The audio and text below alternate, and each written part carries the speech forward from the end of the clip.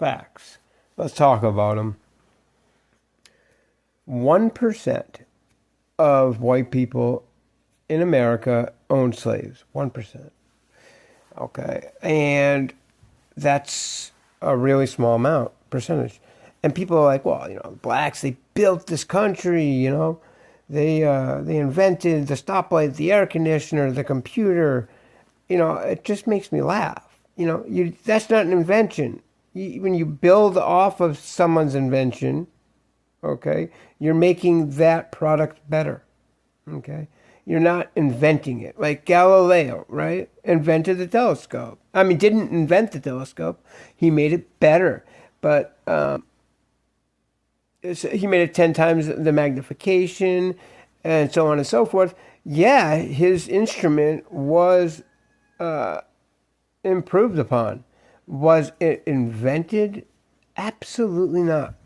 And you'll hear all kinds of inventions for black people that are similar to that, or not, even just terrible examples, like the air conditioner. Some guy put air conditioning in a truck, and you're able to move frozen goods now from one spot to another. Did he invent the air conditioner? No. Did he improve upon it, make it mobile? Yes. But that's what's crazy about today, is we were lied to for years until we have all the facts in our hands. And you don't got to run to a computer to go look it up or whatever, or look it up in some book, some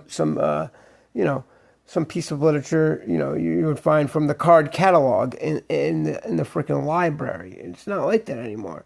So what do the Democrats do? Well, now they just try to take the information and not write it down anymore. So during Biden's administration, they saw that 2019 was the last year you actually had data on what race was committing violent crimes.